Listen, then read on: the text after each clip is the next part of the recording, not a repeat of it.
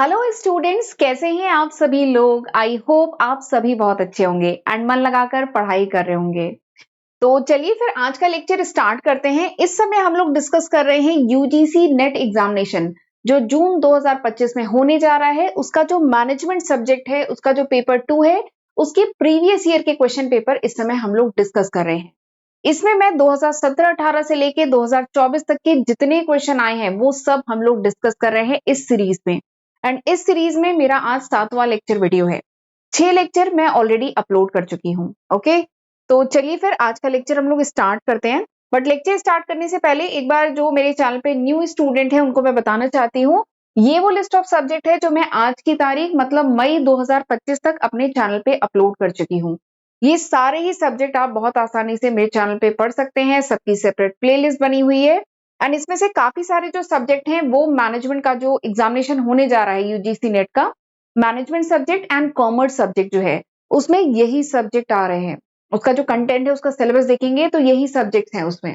ठीक है, कुछ और सब्जेक्ट भी हैं जो अभी मैंने चैनल पे नहीं अपलोड किया है, but maximum portion already channel पे अपलोडेड है। तो आपको क्या करना है, आपको केवल मेहनत से पढ़ाई करनी है। ठीक है, और एक बात है, सिलेबस को लेके अगर कोई डाउट है तो मैं ऑलरेडी एक वीडियो बना चुकी हूँ। ये वो वीडियो का थंबनेल है, बाकी मैं लिंक डिस्क्रिप्शन में दे दूंगी। तो मेरे चैनल पे अगर आपको सिलेबस वगैरह यूजीसी नेट का जानना है, मैनेजमेंट का, कॉमर्स का, या फिर बेसिक जो इन्फॉर्मेशन जो नोटिफिकेशन आया था वो आपको बहुत डिटेल में मेरे चैनल पे मिल जाएगा। ठीक है, तो चलिए फिर आज का लेक्चर स्टार्ट करते हैं पहले क्वेश्चन से। ये क्वेश्चन आया है अक्टूबर 2022 का आया हुआ क्वेश्चन है। अक्टूबर 2022 में क्वेश्चन आया था। क्वेश्चन एक बार रीड कर लीजिए। Which of the following statement are true in context of efficient market. इसमें से कौन सा स्टेटमेंट सही है इफिशिएंट मार्केट के कंटेक्स्ट में। ठीक है, तो ये जो क्वेश्चन है ना, ये फाइनेंशियल मैनेजमेंट से ये क्वेश्चन है। तो इफिशिएंट मार्केट से रिलेटेड इसमें से कौन सा स्टेटमेंट है जो करेक्ट है, ये आपको बताना है। 5 स्टेटमेंट दिए गए हैं, क्या क्या है। पहला है equilibrium rate of return will prevail. Next is investor cannot earn a positive return.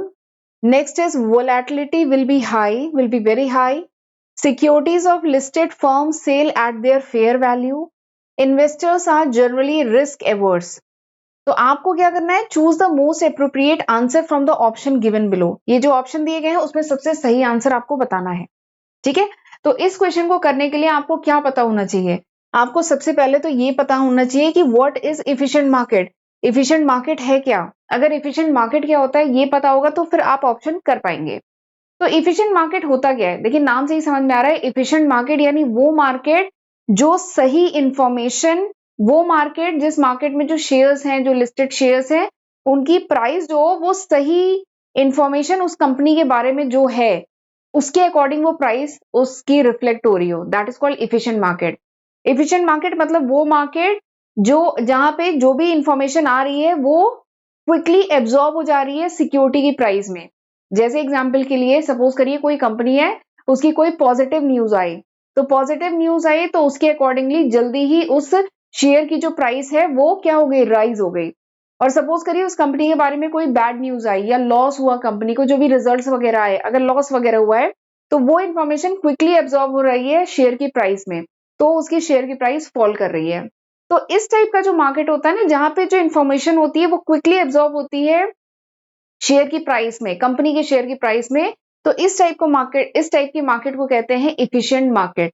ठीक है, देखिए मैंने लिखा है एफिशिएंट मार्केट वो मार्केट होती है जहां पे जो प्राइस होती है, शेयर की जो प्राइस होती है, ये एक्यूरेटली रिफ्लेक्ट कर रही हो ऑल द अवेलेबल इंफॉर्मेशन। यानी उस कंपनी के बारे में जो भी इस समय अवेलेबल इंफॉर्मेशन है, चाहे पॉजिटिव चाहे निगेटिव, जो भी न्यूज अवेलेबल इंफॉर्मेशन है वो उसकी प्राइस में रिफ्लेक्ट कर रहा हो। ठीक है, तो making it impossible to constantly predict future price movement. और इससे क्या होता है कि मतलब आप फ्यूचर की प्राइस नहीं प्रिडिक्ट कर सकते। ठीक है, क्योंकि फ्यूचर में पता नहीं उस कंपनी के बारे में पॉजिटिव होगा कि निगेटिव होगा, क्योंकि जो कुछ भी होगा वो उसकी प्राइस में तुरंत रिफ्लेक्ट करेगा। ठीक है, and new information efficient market में क्या होता है, कोई भी नई इन्फॉर्मेशन जो है क्विकली इनकॉर्पोरेट होती है प्राइस ऑफ द शेयर में। ठीक, और इसके कुछ फीचर क्या है, इन्फॉर्मेशन इनकॉर्पोरेशन बहुत जल्दी होता है, रैंडम प्राइस मूवमेंट होता है, और जो शेयर की प्राइस होती है वो फेयर प्राइस होती है, सही प्राइस होती है। अगर किसी कंपनी के बारे में पॉजिटिव न्यूज आई हुई है तो उसकी शेयर की प्राइस अकॉर्डिंगली अच्छी होगी, राइज करेगी। और अगर शेयर की प्राइस कम है तो उसकी मतलब उस कंपनी के रिगार्डिंग कोई गलत इंफॉर्मेशन या कोई लॉस की इंफॉर्मेशन आई है तो उसकी प्राइस जो है अकॉर्डिंगली फॉल होगी, ठीक है। तो इस टाइप के मार्केट में क्या होता है, कोई भी जो सिक्योरिटी होती है वो अंडर वैल्यू या ओवर वैल्यू नहीं होती, मतलब उसका वैल्यूएशन कम होना चाहिए, ठीक है, इंफॉर्मेशन के हिसाब से उसका वैल्यूएशन कम होना चाहिए, पर वो ओवर वैल्यू नहीं होगी, ज्यादा प्राइस पे नहीं होगी, मतलब जैसी इंफॉर्मेशन होगी वैसी उस सिक्योरिटी की प्राइस होगी। तो this is the feature of efficient market, ठीक। अब आपको मैंने काफी कुछ इफिशिएंट मार्केट के बारे में बता दिया है, तो अब आप बताइए इसमें से कौन सा स्टेटमेंट सही है। एक बार स्क्रीन को क्लियर करते हैं, बताइए कौन सा स्टेटमेंट सही है। तो इफिशिएंट मार्केट में equilibrium rate of return will prevail, तो हाँ, इफिशिएंट मार्केट में इक्विलिब्रियम रेट ऑफ रिटर्न होता है। Investor can not earn positive return, तो ऐसा तो नहीं होता, इन्वेस्टर क्या पॉजिटिव रिटर्न नहीं अर्न कर पाएगा, तो कर पाएगा भी, कर सकता है, ठीक है, तो ये तो गलत है। Volatility will be very high, तो नहीं, ऐसा नहीं होता है। Investors are generally risk averse, क्या रिस्क एवर्स होते हैं इन्वेस्टर, तो नहीं, ऐसा भी नहीं होता है। Securities of listed firm sell at their fair value, हाँ, फेयर वैल्यू पे सिक्योरिटीज जो होती है वो जो शेयर के जो कंपनीज के जो शेयर होते हैं वो किस पे सेल होते हैं, फेयर वैल्यू पे सेल हो रहे होते हैं, ठीक है। तो यहाँ पे A and D is the correct answer, A and D यहाँ पे ट्रू है, यानी option 1 is the correct answer, ठीक है, समझ में आया। ए और डी सही है, ए और डी सही है, तो ऑप्शन 1 यहाँ पे सही आंसर है, राइट। चलिए अगला क्वेश्चन देखते हैं। अगला क्वेश्चन क्या है, sequence the following steps in the preparation of versatile and seasonal business plan, season business plan. यानी आपको ये जो क्वेश्चन है ये भी अक्टूबर 2022 का आया हुआ क्वेश्चन है।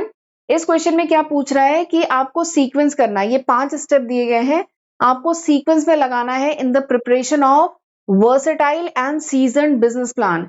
एक वर्सेटाइल और सीजन बिजनेस प्लान है, उसको प्रिपेयर करने में कैसे कैसे क्या क्या सीक्वेंस होता है, ठीक है, तो ये आपको सीक्वेंस में लगाना है। तो इसके लिए हमें सबसे पहले पता होना चाहिए कि versatile and season business plan क्या होता है। तो देखिए versatile and season business plan वो बिजनेस प्लान होता है, देखिए सीजन एंड वर्सटाइल यानी जैसा मार्केट चेंज हो रहा है उसके अकॉर्डिंग वो जो बिजनेस प्लान है वो अपने आप को चेंज कर ले, आप अपनी बिजनेस चेंज कर सकें। तो ऐसे बिजनेस प्लान को देखिए चेंजिंग मार्केट कंडीशन, वो बिजनेस प्लान जो अडेप्ट हो जाए with the changing market condition, यानी मार्केट कंडीशन जैसे चेंज हो रही है उसके अकॉर्डिंग अडेप्ट हो जाए and incorporate insight from year of experience, and इस बिजनेस प्लान में जो सालों का जो एक्सपीरियंस है वो इनकॉर्पोरेट हो। तो ऐसे बिजनेस प्लान को versatile and season business plan कहते हैं, ठीक है। अब इसमें 5 आपको सीक्वेंस ऑफ स्टेप बताने हैं, ये जो 5 दिए गए हैं स्टेप्स इनको सीक्वेंस में लगाना है। तो सबसे पहले तो बता दूं ये जो बिजनेस प्लान होता है इसमें जो लास्ट स्टेप होता है ना दैट इज एग्जीक्यूटिव समरी, ये जो आखिरी जो स्टेप होता है ना वो एग्जीक्यूटिव समरी होता है।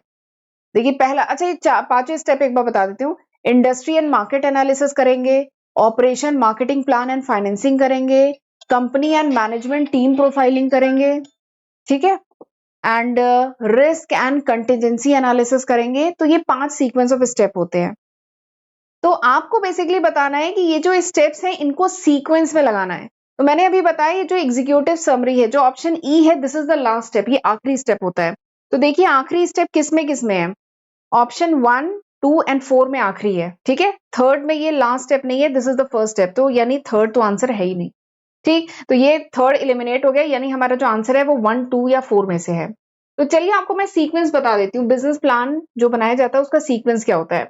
तो सबसे पहला स्टेप होता है company and management team profiling, यानी कंपनी और जो मैनेजमेंट टीम है उसकी प्रोफाइलिंग की जाती है कि मैनेजमेंट टीम में जो भी लोग हैं, जो भी इंडिविजुअल्स हैं, उनका स्किल क्या है, टैलेंट क्या है, एक्सपीरियंस क्या है, स्ट्रेंथ क्या है, बिहेवियर क्या है, इसके बेसिस पे उनको अंडरस्टैंड किया जाता है एंड किस तरीके से वो ऑर्गेनाइजेशन की ग्रोथ में कंट्रीब्यूट कर सकते हैं, ये सब एनालाइज किया जाता है। तो ये होता है स्टेप 1। दूसरा स्टेप क्या होता है, दूसरा स्टेप होता है operations and marketing plan and financing. दूसरा ऑपरेशंस के रिगार्डिंग प्लानिंग की जाती है, मार्केटिंग प्लान बनाया जाता है एंड फाइनेंसिंग वगैरह की जाती है, ये दूसरा स्टेप होता है। तीसरा स्टेप होता है industry and market analysis, market को एनालाइज किया जाता है और वो जो कंपनी है वो किस इंडस्ट्री की है उसको एनालाइज किया जाता है, ठीक है, तो ये हो गया तीसरा स्टेप। चौथा स्टेप होता है रिस्क एंड कंटीजेंसी एनालिसिस, यानी क्या क्या रिस्क है, क्या क्या कंटीजेंसी है उसको एनालाइज किया जाता है एंड फाइनली बनाया जाता है एग्जीक्यूटिव समरी। तो ये सीक्वेंस होता है। तो अब देखिए इसमें से कौन सा आंसर सही है, ऑप्शन सेकंड में क्या बता रहा है, सी पहला है, बी सेकंड है, ठीक है, ए उसके बाद है एंड उसके बाद डी है, फिर ई है, यानी option second is the correct answer. Option second यहाँ पे करेक्ट आंसर है, ठीक है। तो इस तरीके से किया जाएगा क्वेश्चन। अगर आपको कुछ ऑप्शन पहले ही मिल गए कि जो हो नहीं सकते, ठीक है, तो उसे पहले एलिमिनेट कर दे ताकि हमारे पास ये 3 ऑप्शन बच गए, यानी आंसर इन्हीं तीनों में से कुछ है, ठीक है। चलिए अगला क्वेश्चन करते हैं। अगला क्वेश्चन भी अरेंज करने वाला क्वेश्चन ही है कि कुछ ऑप्शन आपको दिए गए हैं, आपको इन्हें अरेंज करना है। Arrange the steps in the demand forecasting from beginning to end. Demand forecasting economics का एक बहुत इंपॉर्टेंट टॉपिक है। डिमांड फोरकास्टिंग के कितने मेथड्स हैं, ये सब टॉपिक बहुत इंपॉर्टेंट है, क्वेश्चन इन पे आता ही आता है, तो ये छोड़ के मत जाइएगा डिमांड फोरकास्टिंग। तो आपको बताना है जो डिमांड फोरकास्टिंग के जो स्टेप्स हैं इनको सीक्वेंस में लगाना है। स्टेप्स क्या क्या हैं? Specifying objective, making choices of method, determining the perspective, estimation and interpretation of result, collection of data and data adjustment. तो आपको इसमें से करेक्ट आंसर चूज करना है, ठीक है। ये 5 ऑप्शन दिए गए हैं, आपको इसमें से करेक्ट ऑप्शन चूज करना है, ठीक। तो चलिए करना शुरू करते हैं। तो मैं आपको बता देती हूँ पहले डिमांड फोरकास्टिंग है क्या। डिमांड फोरकास्टिंग एक मल्टी लेवल स्टेप है जिसके थ्रू फ्यूचर में क्या डिमांड हो सकती है, प्रोडक्ट की, प्रोसेस की, ठीक है, प्रोडक्ट की, सर्विसेज की, उसकी डिमांड को फोरकास्ट किया जाता है, प्रिडिक्ट किया जाता है। अब इसके सीक्वेंस ऑफ स्टेप हैं, ठीक है। तो थोड़ा सा मैं बता देती हूँ, यहाँ देखिए लिखा है मैंने। डिमांड फोरकास्टिंग एक मल्टी स्टेप प्रोसेस है जिसमें सबसे पहले क्या किया जाता है, ऑब्जेक्टिव डिफाइन किया जाता है, ठीक है। उसके बाद इंफॉर्मेशन जो डेटा है गैदर किया जाता है। फिर कौन सा मेथड, मैंने बताया ना डिमांड फोरकास्टिंग के बहुत सारे मेथड हैं, डेल्फी मेथड है और भी बहुत सारे मेथड हैं। Delphi method is one of the very popular method, ठीक है। तो उसका फोरकास्टिंग के मेथड को चूज किया जाता है, फिर फोरकास्ट जनरेट किया जाता है एंड उससे कॉन्टिन्यूअसली मॉनिटर किया जाता है। तो ये सारे स्टेप होते हैं डिमांड फोरकास्टिंग में। तो अब जरा चलिए सीक्वेंस में हम लगाते हैं इन्हें। देखिए लास्ट स्टेप क्या होगा, डिमांड फोरकास्टिंग का आखिरी जो स्टेप होगा वो क्या होगा, ये 5 स्टेप यहाँ पे दिए हैं, आखिरी स्टेप क्या होगा, एस्टिमेशन। देखिए पहला स्टेप क्या है, ऑब्जेक्टिव स्पेसिफाई करना, मेथड चूज करना, पर्सपेक्टिव डिटरमाइन करना, estimation and interpretation of result, collection of data and data adjustment, ठीक है। तो इसमें से बताइए आखिरी स्टेप कौन सा होगा। तो आखिरी स्टेप तो रिजल्ट वाला होगा ना। तो 5वां स्टेप क्या है, estimation and interpretation of result. ये तो हमें कंफर्म हो गया कि this is the fifth step, यानी डी जो है वो आखिरी स्टेप है।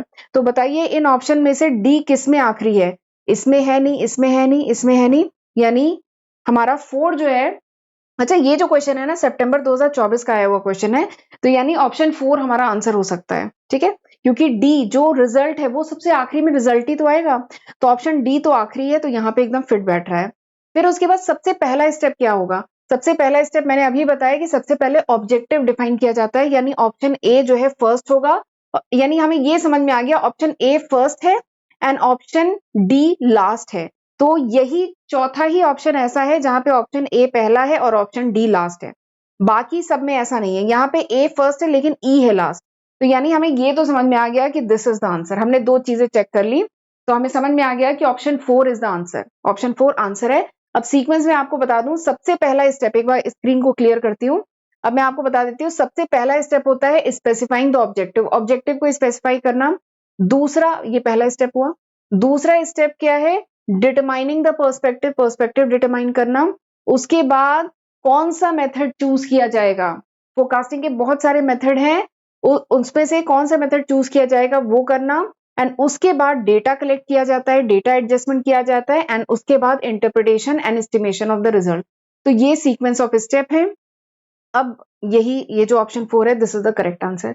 देखिए सबसे पहले क्या है, ए है, फिर सी है, फिर बी है, फिर ई है, फिर डी है। तो option 4 is the correct answer, इस तरीके से होगा, ठीक है। चलिए अगला क्वेश्चन करते हैं। अगला क्वेश्चन क्या है, the major strategy and policies. अगला क्वेश्चन क्या है कि the major strategy and policies for a business enterprise that give us overall direction to operations are likely to be which of the following area. यानी जो major strategy है या जो major policies हैं बिजनेस एंटरप्राइज की, ठीक है, major strategy, major policies जो होती हैं बिजनेस एंटरप्राइज की, जिससे किसी भी बिजनेस को क्या मिलता है, ओवरऑल डायरेक्शन मिलता है कि किस तरीके से उसे ऑपरेट करना है, वो बेसिकली इन चारों में से किससे रिलेटेड होता है।